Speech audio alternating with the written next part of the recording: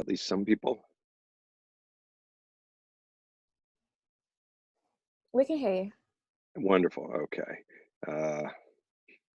So, so what we're going to do today is essentially just do a demonstration of the IBDGC data commons, and in particular, focus on the data that has been compiled for the International Consortium's GWAS mega-analysis project. I think that was who we largely sort of advertised this to. Ultimately, the commons will hold all of the data for the IBD and IBDK IBD consortium, as well as the international consortium, and everything I'm going to go over today is completely transferable between those things. So whether you're an international consortium person or an IBDK person, you should get something out of it. And the last thing I'll say before we get started is that so we have received, so authentication to the commons we can handle in a couple of different ways. We can handle it with in-common federated authentication, but unfortunately, other than a small number of universities, very few people have signed on to that. We can also actually authenticate you via your ERA Commons ID, but the easiest way to do it by far is with a Google account. And so we have received Google accounts from a large number of people. And the one thing that I did not get done yesterday in time for that to work its way through the system was to get all of those submitted.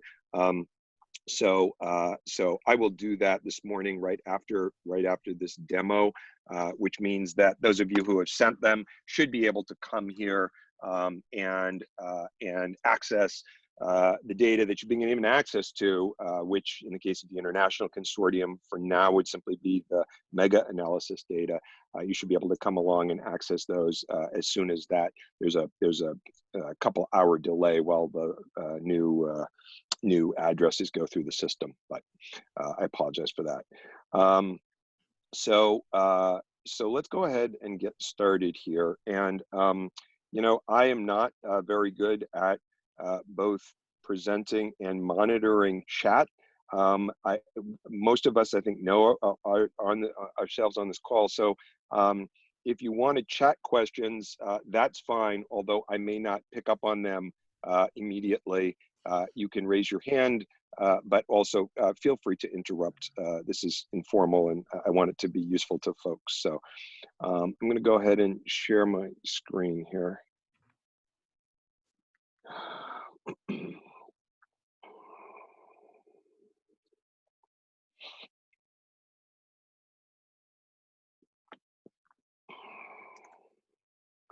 Okay, can everybody see my screen okay? You should just be seeing my browser window. Okay.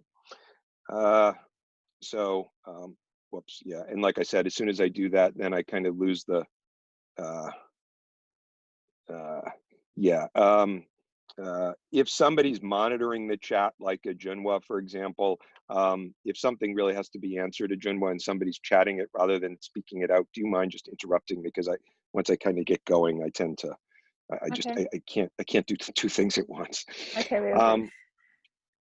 Okay, so when you first so I guess we should start with the URL, which is ibdgc.datacommons.io. Let's see. Oh gosh. There, I chatted that out to everybody. When you come here, so the one thing that everybody can do when they come is to read the documentation, and they can look at the data dictionary, not actual data, but the data dictionary without authenticating. So if you go to that URL right now, you will see that the first thing we're going to take a look at here, you can actually follow along at home. That's all completely open. In fact, all of the code for that is up on GitHub as well. So not only can it be looked at here, but can be looked at there. But you need to authenticate to have access to any data beyond there. Well, I'm not going to ask it given this sort of venue, but I don't know whether any of the folks on the call are familiar with the Gen 3 platform. Some of you may be. The place where you probably, if you have experience with it, most likely to is the Genomic Data Commons, sponsored by the National Cancer Institute. The Genomic Data Commons was built on an earlier version of this Gen 3 platform,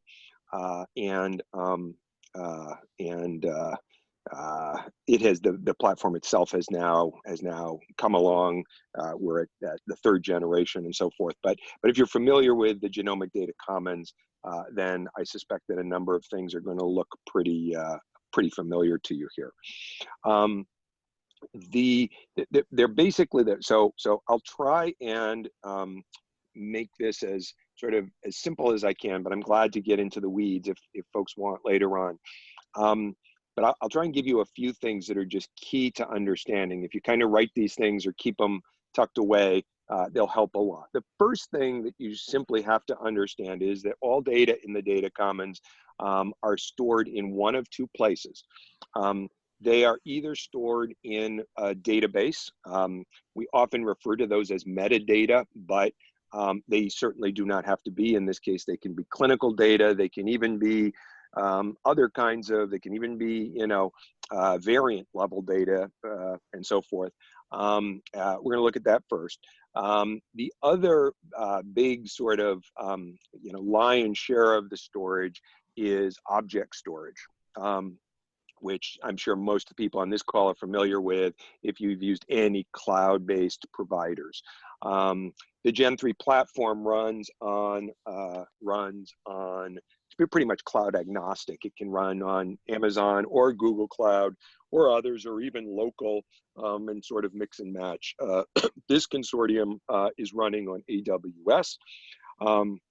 And the key thing also here is that this is linked to NIH's STRIDES initiative, if any of you are familiar with that. And so what that means, well, it means a number of things, but one of the things that it means is that if you're an investigator and you're coming here to use the commons, and you're eligible to receive STRIDES funding, then you can essentially make use of that support right in the commons directly here. So all data, two places. In this graph data model that I'm going to talk about first, and then in object storage, which is just like data files in a S3 bucket or AWS container. Let's go. I'm just going to go through sort of each of the sort of features here. So the first type of data are all stored in a database, and the structure of that database, or the data model, is a graphical data model. And you can, as I said, anybody can come here and inspect that. And I'm just going to walk you very briefly through this, but then you can come play around with it. At the top is a program node and then a project node. We have two programs here, the NIDDK Consortium and the International Consortium. Those are the two programs. And then within those, we have projects. And so, for example, initially for the International Consortium, the first project is the GWAS mega-analysis that we're working on now. And if you sort of follow down here, you can see that, each project can have multiple centers involved with it. If you follow that down, you can see that each center can recruit a number of participants. And then we have a fairly rich model that we've developed for accommodating not only clinical information about those participants, but also sample information and so forth. So now, each of these nodes, I can go ahead and I can click on it. And I get over on the left here kind of a summary of where the node exists in the structure. And then I can go ahead and I can open the properties associated with that node. For those of you who are unfamiliar with sort of graphical data models, a good mental picture for this that you can relate to something you may be more familiar with, you can sort of think of nodes as tables in a classical relational database. and then the links between the nodes as sort of relations between the different tables in the database. The graphical model, as opposed to just a classical sort of relational database, gives us a few more, some additional flexibility in terms of developing the API and so forth. But so you can think about it that way. It also just happens to be intuitive to sort of browse around it. But if I look at that participant node, you can see here that these are all of the properties associated with that node. And so again, you can think of this maybe like a participants table if you want. For those of you who might be interested, all of these data are stored in a specially structured Postgres database running on the back end. So certain properties are required. Means you can't create a node without them, but then lots are not. And each node has a type, and this, can accommodate sort of the full range of Postgres types. And so you can see we can get pretty rich here in terms of what we have.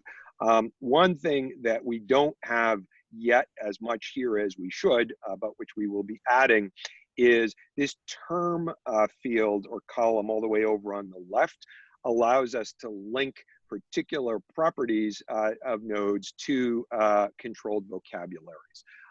And so that sort of facilitates data harmonization between the commons and other kinds of sources, and various other kinds of things. So you'll notice that we have not yet worked that hard on, partly because, quite honestly, except for some of the simpler kind of clinical things, I'm not 100% sure that some of the more richer phenotyping that we're doing is part of any actual vocabulary. Though if anybody on this call, and this would be the group to ask, if anybody is aware of existing vocabularies that cover any of the terms in the IBDGC core phenotype data, if you would shoot me an email, I would be very grateful. So that's what that looks like. Now, if you want, what you can do is you can go over here and you can download a template for this node that you could actually populate and submit data. And that's one of many ways that you can submit data to the Commons. But this makes it super easy because in the case of a tab separated file here, this is literally just a file you could open up in Excel, populate, and then upload back to the Commons if you have upload privileges for a particular project. For the international consortium, for the GWAS mega analysis, at the moment, the DCC is sort of handling the data uploads. However, at some point, I think that we probably will, once we have the full core phenotype fields curated, we will probably open that up so that individual sites, if they want to make updates to their core phenotype data, can do so very easily in that way, and no longer have to sort of go through the DCC to do that. I'm not going to show too much more on this, except I'll show, there's also sort of a tabular view, if you prefer that to the graphical view. And then finally, I'm making this all more difficult than it needs to be. You can hop in here, and if you want to look for something like, say, diagnosis, you can just search in that field, and it will immediately pull out sort of the relevant nodes where diagnosis exists. And so introspection of this data model really couldn't be simpler. And if you're going to work with the Commons, you want to spend a little bit of time up front just familiarizing yourself with what the data model looks like and where the data that you might be interested in are located. So that is the data model. Like I said, you can all be looking at that right now if you want. The next tab we'll hop into actually begins to show some data. And so, as I said, I apologize, you're not going to be able to do this until your authorization has been processed. But if I go into the exploration tab here, this essentially allows us to sort of filter according to all of the phenotype data. Now, in this particular case, I'm simply showing the minimal phenotype fields, because those are for the international project, the fields that have been completed the most. Once we have curated the majority of the core phenotype fields, then this display on the left will get a lot richer, because it will include all of those additional core phenotype fields. But you can see here, this is, for most of you, the only project you're going to have access to start is the GWAS Mega 2 project. And you can see I can kind of come down here, and for example, if I wanted to know, say, well, let's say from Belgium and Spain, if I wanted to see sort of a breakdown of all of the affected samples that they had submitted, I could filter on the left, and the display would update in real time. The display, all of the sort of interface is powered by an Elasticsearch index. And so on a regular basis, all of the metadata are indexed through Elasticsearch, and that's what allows both the graphical front end, but also queries to the API to be very fast. Now, the one thing I will say is that, I am going to illustrate today, for the most part, using the web with the Data Commons. But the Data Commons also has an open API, which you can use to access the data, to upload data, and even to build apps that use the data as well. And they all use the same manner of authentication. And I'll show you very briefly kind of what that sort of looks like. Oh, the other thing that I should have shown everyone, so if you just go to gen3.org, there is a tremendous amount of documentation here. And so if you miss something today, or if I fail to cover something, if you just spend half an hour browsing around on this gen3.org site, then you will also likely find what you need. In fact, that is much more likely to be a useful resource than the recording of this session. Though you're welcome to listen to that again too if you'd like. So those are the participants. This centers tab just drills down a little bit more in terms of the actual centers and investigators, of which obviously we have quite a few in this case. So, oops, you can see that because I'm filtering on, whoops, there we go, because I was filtering on that. So for example, we have upwards of 80 different centers represented in this project, and you could come down and say, just pull out a set of data just from that center. So at the moment, this gives you complete access to the 75,000 some odd samples which have been submitted for the GWAS project. Now, if Laura is here, or if folks have been following along with her tally, which is at about 100,000, the reason for that is the incorporation of some legacy GWAS data. Those data we will load into the Commons here, so that the entire data set, all of the individual level data that have been submitted will actually be in here. But that's the difference between the nearly 75,000 you're seeing here and the 100K that Laura has been talking about. That's that older GWAS data. And as soon as we have it in a good form for uploading it, we will do so. So that is the sort of the metadata explorer here. And like I said, one of the things that you can do with this interface is simply to build a cohort. You could either just go find the data from a given center. You could find the data by some other combination of clinical characteristics here, affected patients with perianal disease, whatever. And then once you've built a cohort, you could either download that manifest locally so that you could pull the data for that cohort, or you could do other things.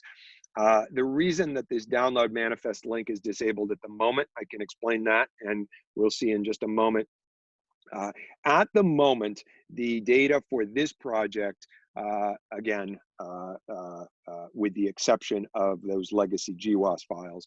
The data for this project consists of 32 Illumina final reports, which people submitted. And for sort of for continuity and so forth and completeness, I've entered them here. Those or uploaded them here. Those final reports, while that's what Laura used to sort of start her process, are probably not going to be that useful for people coming here after the fact. You probably are going to prefer VCF files, and in particular, VCF files that are broken down at the level of the individual so that you can build a cohort.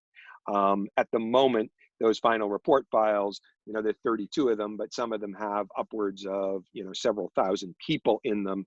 And so that's why, you know, I can't build a cohort and pull that cohort out, because those files are not sort of at the individual level. But as soon as the QC has been completed, then we will be uploading those individual files so that that functionality will work. So if I hop over here to files now, now we can see the object storage. So the exploration is the metadata that I talked about, but again, that's a bit of a misnomer because you know, that can be clinical data, demographic data, survey data, all kinds of things. Files is the object storage. And so if I go ahead and I click on this particular project, remember I said there were 32 of these, turns out that at the moment, all we have are the whoops. There we go. All we have are Illumina final reports. And so you can see these 32 files right here. If you wanted to, you could go ahead and you could download one right here. This gives you some of the additional metadata, the checksum and so forth for that. So you could do that if you wanted to. Now, what you can also do, there is a very nice client for uploading and downloading object file storage. It's written in Go. It's available for all sort of major platforms, Linux, Mac, and Windows. And it's multi-threaded, so it's very, very fast.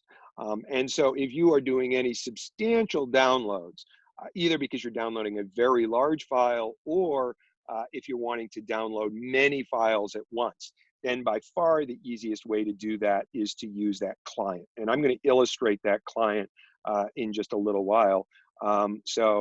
You can download it if you want by clicking on Submit Data and get this download app. These are all available on GitHub. Just download the latest one for your system. But as I said, I will illustrate that. What you can do once you have selected, say, just a set of things, so, you know, these Illumina reports, I can click this download manifest button, and then, well, I realize that I'm just sharing my browser, so you're not going to be able to see that file. But what that file is simply a JSON format file that lists all of the files stored in object storage that I have filtered on here. And you can simply then pass that manifest to the client, to the Gen 3 client, and it will immediately, you know, go to work downloading all of those files in batch with as many threads as you want to throw at it. So if you want to analyze data locally, you want to move data down locally, that kind of thing, we've got you covered here. And as I said, you can churn through quite a bit of data fairly quickly. One very nice thing about the Data Commons platform is, again, I don't know if this is due to strides as well. I don't want to misspeak, but what it is due is it's due to the way in which we purchase our cloud-based storage through NIH. There are no egress fees. You know, you can all go download copies of these data if you want to. I'm not going to say more about that except to say that, as you know, if you're part of the international group and if you have access to those, there's a process for proposing a project and so forth. So I'm not suggesting that you not be compliant with that. All I am saying is that you don't have to worry about any egress fees here. That's free. So that's how you would get object storage out. So for example, right now, what somebody who wanted to follow along with Laura could do is they could download all of the files she started with, and then they could go ahead and they could get all of the minimal phenotype data, which is what she also has, and they could, follow along with her QC procedures if they wanted to. Now, before we get, I would like to show you one other thing, which is this query functionality. So one very nice thing, I'm going to switch over here to this graph model.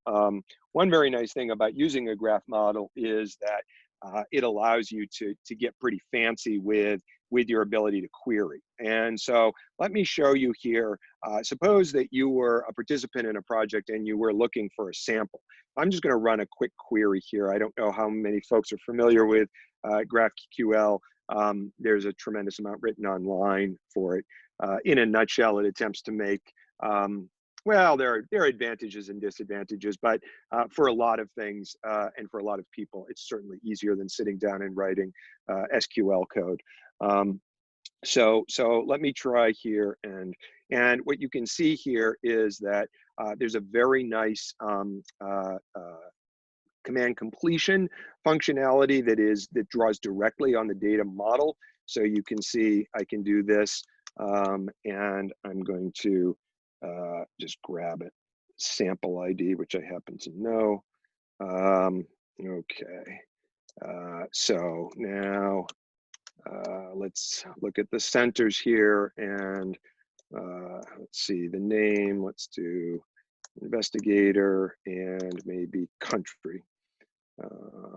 And then let's do the demographics. And I don't know if you can kind of catch this as I'm typing, but as I said, all of the completion is relative to the data model. So, for example, if I type sex here, oops, I don't find it. And that reminds me that it was actually gender that we called that. And now let's just do diagnosis, IBD affection status, and diagnosis, okay? And so then I can just do this, and that does an immediate query here and shows me, it finds that participant, shows me, it's somebody who was submitted as part of the CCFA batch by Dr. Lewis from the US, a male with Crohn's disease affected. So again, for you to access this query functionality, you have to be authenticated to have access to this particular project. Not anybody can just do that. But you can, if you know GraphQL, you can really go to town. And there's some nice docs that are embedded here if you sort of want to learn about how that works. But at an absolute minimum, what I hope this has convinced you is that this is a terrific way to just look up a sample or look up a couple of samples if you want to find out sort of what's going on with them. So that covers the metadata and the object storage. And now what I'd like to do, and like I said, for the international group, all of the data are essentially here except for the legacy GWAS. We will get those in. I think the goal, as soon as we have done that, is to load in the rest of the international data. So to load in the immunochip, the core phenotype data from that initial project. We spent a fair amount of time developing the data model so that it can hold all of that. And at that point then, for those of you who are used to or have been used to accessing international consortium data on the SFTP server, you will have to do so no longer. You'll be able to come here and get anything that you have approval from the management company to use or committee to use. So that's that. Now, let me talk a little bit about workspaces. For data where you are permitted to work with them locally, and quite honestly, at the moment, that is all of the international consortium's data and the and IBDK consortium's data. We don't have any data where the only way people can touch them is within some kind of enclave. But the Commons could accommodate that if we wanted to, make that an option. If you want to do that, you feel comfortable doing that, that's great. And, quite honestly, particularly if you don't have a project that can benefit from strides, if you want to pound away on some of those data with some kind of machine learning analysis, you are obviously, it's much cheaper if you sit there and do that locally, if you've got the resources locally to do it. What the Workspace provides is the opportunity for folks who don't meet any of those criteria, or if we wanted to make it so that certain people had to use certain data sets within the Commons only. This is what gives us this functionality. And again, this Workspace is running on AWS, but it could run other places as well if we wanted. At the moment, what we have enabled here are two things. Jupyter notebooks, in which you can use either Python or R, for those familiar, and then also RStudio. You can launch up RStudio here and use RStudio in the cloud as well. And let me show you a few things about how this works. The interface is really pretty nice, actually. You can, so I'm going to go in here. The PD here, I just set up a few things for this demo. The PD stands for persistent disk. That allows me to store things after I quit the Workspace. But I'll just go in here under work. And I have a couple things in here. So credentials.json, okay? Everybody can go over here once you've authenticated, and you can click on this little profile link. And that will allow you to create one or more API keys. And the API key, is for those of you who are, perhaps not familiar with using those, that simply is a token that allows you to access what's going on in the Commons. And if you're writing applications to do this, or you're doing it from code, that provides a much safer way to do that sort of thing than, for example, to try and put your password in, in some code. The Gen 3 tokens expire, I think, monthly, actually, so you have to renew these monthly. And when you go ahead and create a new one, you can then just download it, and you can go delete it at any time, as you saw. But that credentials.json file essentially is what you download.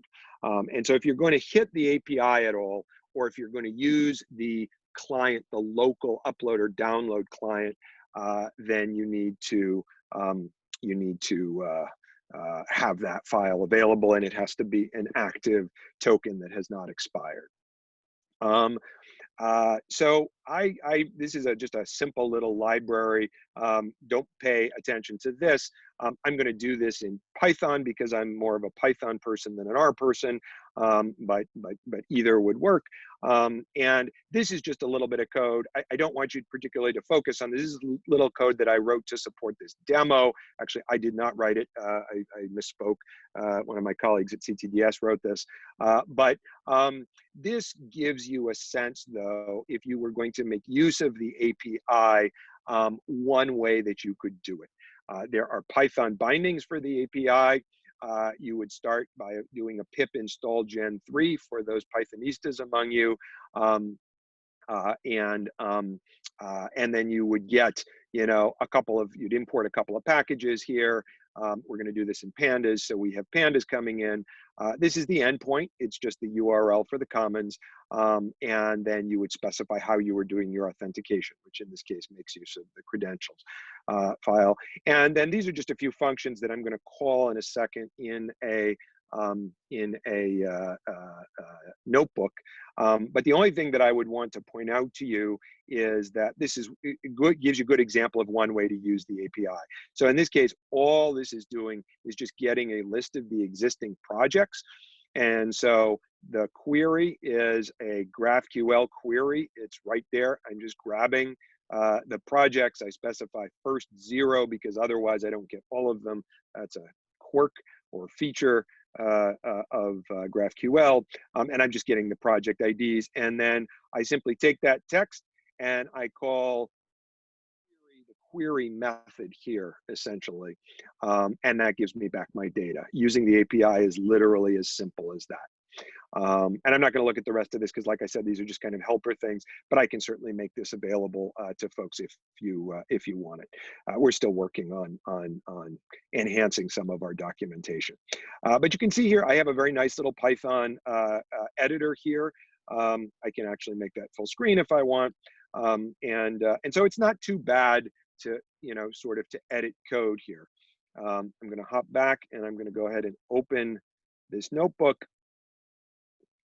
Okay, and you can see this notebook is going to run in a Python 3 kernel, and I'm simply going to go ahead and run this so that you can see here is my pip install.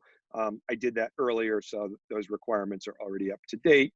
And now I'm going to do that first simple little query. I'm just calling something from that, and you can see all it's doing is getting the list of centers, the list of participants, samples, and genotype files across the commons. So, you can see that works pretty easily. You can see Notebook works exactly as you would expect. And for those of you who are familiar to using APIs to, to either download or to access data that you're computing over, it works, more or less exactly the way you would expect. I'm now going to run one more query here, and I apologize. This is a little slow, and the reason this is a little slow is that what it's doing is actually downloading the data in chunks of 1,000 participants per time for each of the nodes, or at least each of the nodes that I'm illustrating here, and then it's unwinding them and sort of linking them all together in some Python code, which is not terribly optimized at all. So for this, I apologize, but at least I'll give you an example of some things down below here. You can see I set it to go to a max of 3,000, so we just have a little bit more to go here. As I said, you could be using R here if you wanted to instead of Python, and you should have all of the functionality that you have or that you're used to having. At the moment, there's quite a bit you can install through pip, but not everything. That's a nod sort of to some of the security issues. For persons who want to assemble either a pipeline or a richer sort of analytic environment within the commons, those are all implemented in the form of a container. And if you just let us know what your requirements would be there, we can work with you to get something like that set up. So that's gone ahead and finished, and I'll just show you what the output of that is. But the output is essentially just individual level data over the minimal phenotype data that we've been talking about. So that kind of summarizes that. I can, if I want, write that out to a file. That's what I'm doing right here. I'll just show you, that was so I could show you uploading and downloading. I'm going to go ahead and read that file back in. And then I'm just going to do a simple summary, which is essentially just a group by, so you can see that, there are, 782 affected persons with Crohn's disease who are female from the CCFA batch. So, this is a silly little thing, but the point is, for those of you who are used to working either in R notebooks or Python notebooks, anything that you can normally do, you can do right here. As far as computational resources, we can throw whatever computational resources you want. This is AWS, so it's literally just a matter of cost. And again, I think what we will probably do initially is try and make some basic size workspaces available. And if you have a need which would exceed that, you should just contact us and we'll figure something out. So now I'm going to go ahead and close that. Okay. One thing I want to show you here is that, let me show you one other thing. Right, we've got the, here's the file that we just created. You can see, and I could go ahead if I wanted to, and I could download that file if I wanted to. You can see that you can upload to the workspace as well. So I can go ahead and upload either files or data into the workspace. And you also have available within the workspace things like Git and so forth, so you can pull code in that way, although again, we do have a list of approved sort of URLs from which you can pull things, and we may have to add something for you there if you want. I'm not going to go over the clusters part today. The way that's implemented in this context is via, Jupyter's own sort of parallel functionality. But if you know what that is and want to use that, you can use that there. And now what I'm going to go ahead and also, I want to show you one last thing here, just to convince you this is really a full-featured workspace and illustrate a couple other things. I'm going to go ahead and open a terminal. You can open as many terminals as you want here. And so let's see here. I'm going to go into work. Okay, so now I'm going to show you very briefly how the client works.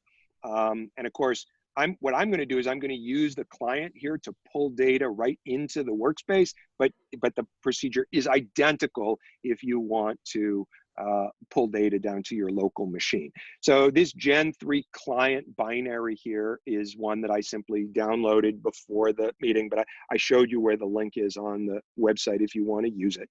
The first thing before you can use this is you need to configure it. And then once you've configured it, you don't have to configure it again. So I'm just going to go ahead and I just downloaded Gen 3 client here, so it's not in my path. That's why I'm calling it this way. So you can see I'm going to go ahead and configure it. I have to give the profile a name. I'm just going to call it IBDGC. I have to specify my credentials. That's my credentials.json file right there. And then I specify my endpoint. And as I said, the endpoint, as you can see here, is nothing more than just the base URL of the commons. I'm going to go ahead and hit that. And now I have configured this profile, IBDGC, and I can use it now to either upload or download files. So let's go ahead and do this. I'm going to hop back over here to this files page, and I'm going to grab one of these Illumina final report files, and just to make this fast, I'm going to sort by file size. So I'm going to take the smallest one here, which is just a shade lower than 2 gigabytes. And every file has a GUID associated with it, GUID, and I'm going to copy that here. These, by the way, are what get downloaded if you download a manifest of those files, so that you can do them in batch. Okay, so I'm going to copy that GUID. I'm going to go back to my workspace here. I'm going to go back to my running terminal. Okay, and now I'm going to do Gen 3 client. And the command to download a single file, or the subcommand, is download single, but as I said, there's also a download multiple. And then I have to specify my profile. So I'll say profile equals IBDGC. That's from my configuration step. And then finally, I just need to specify the GUID that I'm downloading from. So I say GUID equals, and now I'm just going to stick what I just pasted out from that file. Oops, minus the gremlin at the end there. Okay, and with luck, I should be able, whoops. Okay, this is just a little warning that says that it's going to overwrite a file of the same name if I'm not careful. I say that's fine, I don't have a file of the same name. Okay, and then this will go ahead and do this download. I'm only using one thread at the moment. Like I said, you can rip through quite a bit of data very quickly.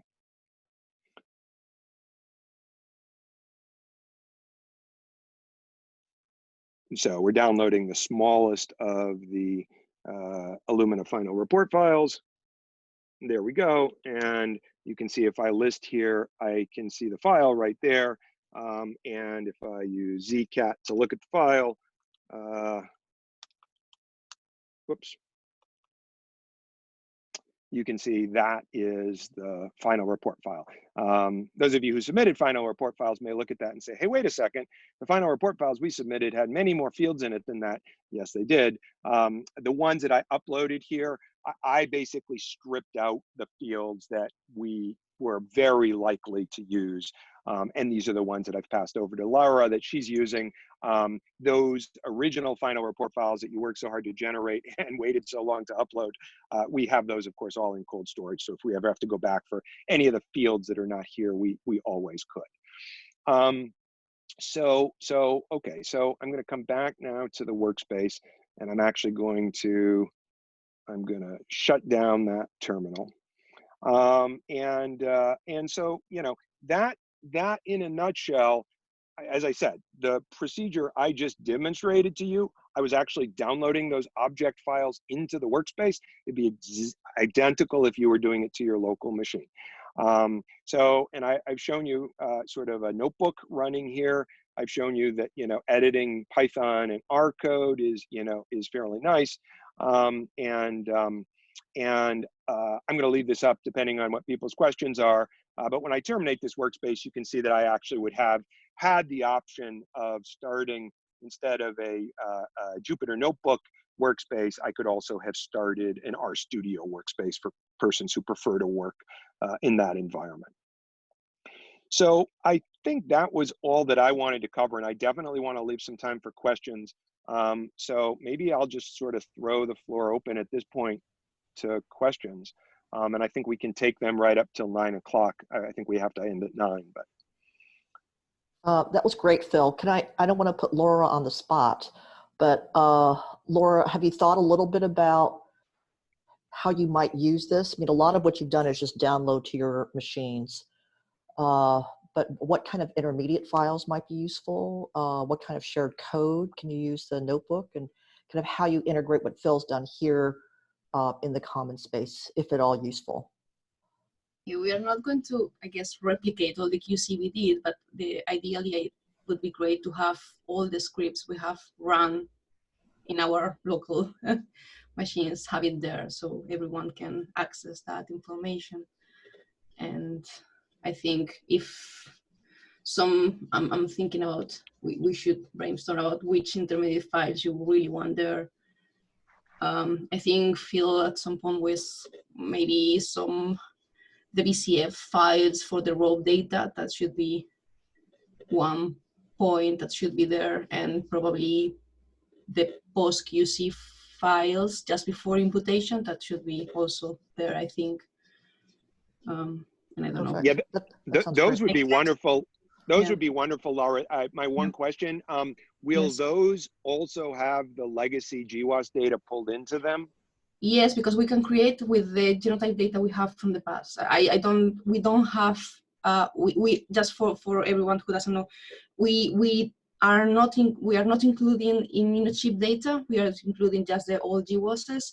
But for those, we should create also similar kind of format files and upload it there, if it's okay. Yeah. You know, I mean, we definitely, I think, want to get all the immunochip data in here, all of the core phenotype data that was collected as part of that original project, and then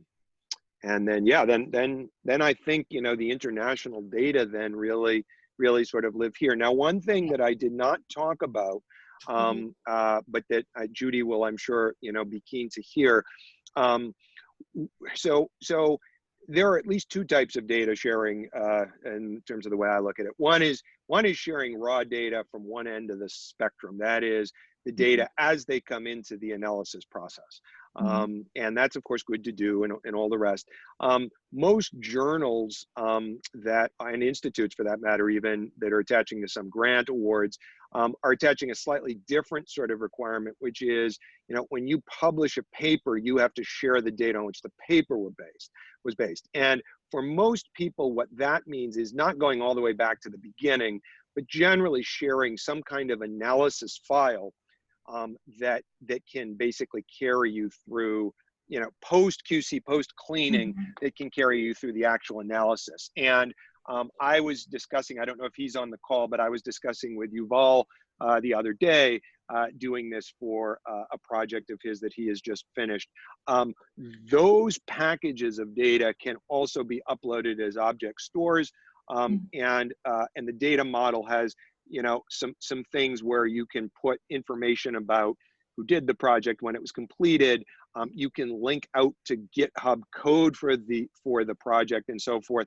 And so you also will be able to share that second type of thing. In other words, it's not going back to first principles, but it's sharing a very specific analytic data set that goes with a published paper or a very specific kind of project. That works essentially the same way. And somebody could come, search for it, find it, and then just download that as kind of a bolus of analytic data. Yeah, my only question is there will be some data that won't be available to share to everyone. So it won't be able, so it's not going to, you won't be able to exactly replicate the whole analysis, because for some cohorts, we don't have the permissions to share all the data. So, right, so Laura, what I was hoping we could do in that case is to simply upload the summary files for those groups. yes, yes, of course, yeah. That's all we can do. Yeah, yeah. Exactly.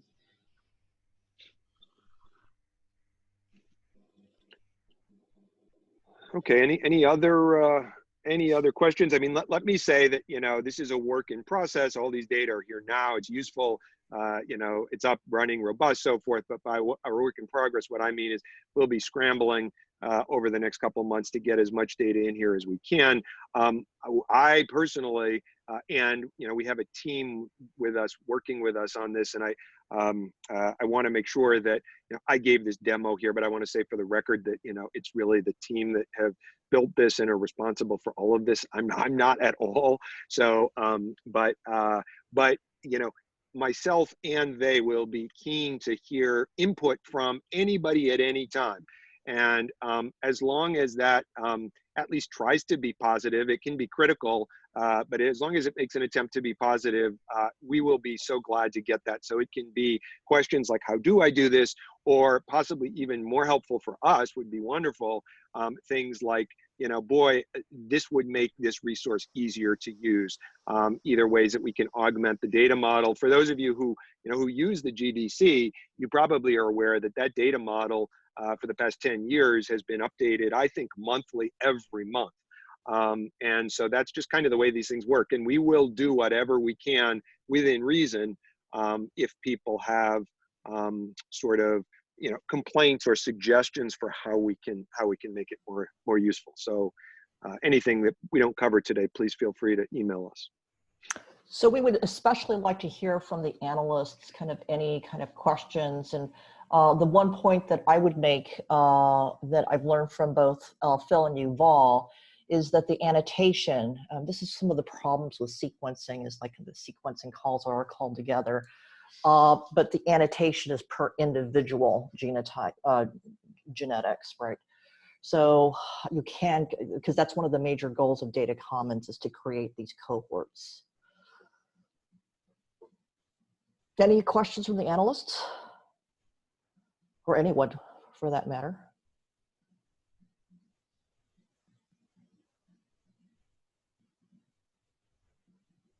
So Phil, how do you suggest the dialogue continuing through, because we have multiple groups here? Do you suggest it's through? So yeah, no, great question. I'm realizing right now that what we need to do within the DCC, so let's talk about, we need an email address that people can email that is not just me. Not because I won't pay attention to it, but because I don't want to be a bottleneck here. And we have several other people who can respond to various things. So I think one thing that has to happen, we need to set up some mechanism. And I think, you know, not everybody uses Slack. So I think in lieu of that, I think maybe we'll just set up immediately a list which for the IBDGC Data Commons. So that's probably the best way. Subscribe to that, and then you can engage on that. I think as far as the international group goes, as I said, all of the data, all of the minimal phenotype data, all of the data that has been submitted to the DCC is in here now. As soon as Laura creates those intermediate files that we had talked about, we'll get those in. As we curate the rest of the core phenotype fields, we'll get those in here as well. I think what would, on the international side, what would probably be best is if somebody is anticipating they're going to be using the international data for a project, let us know so that we can make sure that if those data have not been uploaded yet, we could hopefully go ahead and do it quickly, because it would be terrific if you could actually use this resource for that project. On the international side, I think I would say that. On the NIDDK side, right now, what we will be working to get in is all of the GSA and whole exome sequence data, and to some extent also the whole genome sequence data.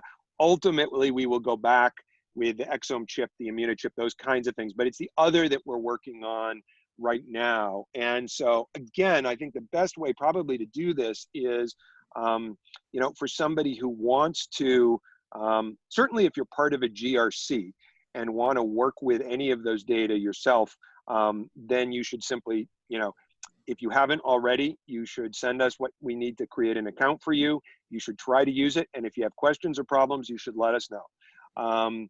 If you're anticipating doing a project with those data, I think I'd say the same thing as for the international group, which would be, if you could give us a heads up that that's the case, we'll either let you know, oh, those data are already in, they're not, but we're keen to get them in, and we'll go ahead and do that as quickly as we can for you. Or depending on, we can't do everything at once, though that ultimately is the goal. But I think that's probably the best. I mean, this is a doing rather than a watching thing. And so I think, I think the best way to start is just for people to start playing with it and then emailing. And like I said, we'll set up an email. I'm sorry, I just thought of this right now, but we'll set up an email listserv that you can subscribe yourself to. And I would strongly recommend, if you're going to be a user of the Commons, that you subscribe to that. And we will have multiple people who can answer questions and things on there besides just me. Terrific. Any other questions? I have a question, Phil. I know the Broad Institute has several web tools, and they send out periodic updates and newsletters. Will the Data Commons do the same thing? I think we'd like to. I mean, there are, what we're working with sticks pretty closely to the Gen 3 off-the-shelf platform. And so I think specific tools that we add, like the browser that, that Mamta has been working on, things like that, I think we would want to make just accessible as a Gen 3 service. And so I need to find out, let me check with, this may be, the answer to your question may, Margaret, be just to be on the list for new Gen 3 services that are coming out. And we'll make sure they're incorporated here rather than to have a separate one if they're basically doing the same thing. But that's a really good question. And I'll check with it. We have Wednesday meetings with the team who's been working on this. I'll check with them tomorrow. Okay, great. Thank you. I think the push idea that Margaret's suggesting is a good one. And so maybe, that is when kind of Phil meets with that team. So Wednesdays, so maybe, we should kind of think about that vis-a-vis the Wednesday scheduling, Phil. And again, we can help on that end as well. Sure. Actually, Margaret, just so you know, Judy, has been joining some of those meetings at least when she has a chance. So. Okay, terrific. But yes, I mean, so CTDS, the Center for Translational Data Science, who are the ones who essentially create and maintain the platform. They're constantly working on new tools, and there are lots that are available. The only reason that they're not here is just because, at the moment, all we've really been able to do is get data in here. But there are a number of them, and so if there are particular questions about a tool, please let me know. I think subscribing to a listserv is probably the best first way to make this happen. Yes. Anything else? All right, I'd like to thank Phil for a spectacular presentation. People should look at Gen 3, figure out the connections, and we'll go from there. All right, thanks everyone. Thank you. Thank you. Thank you. Thanks.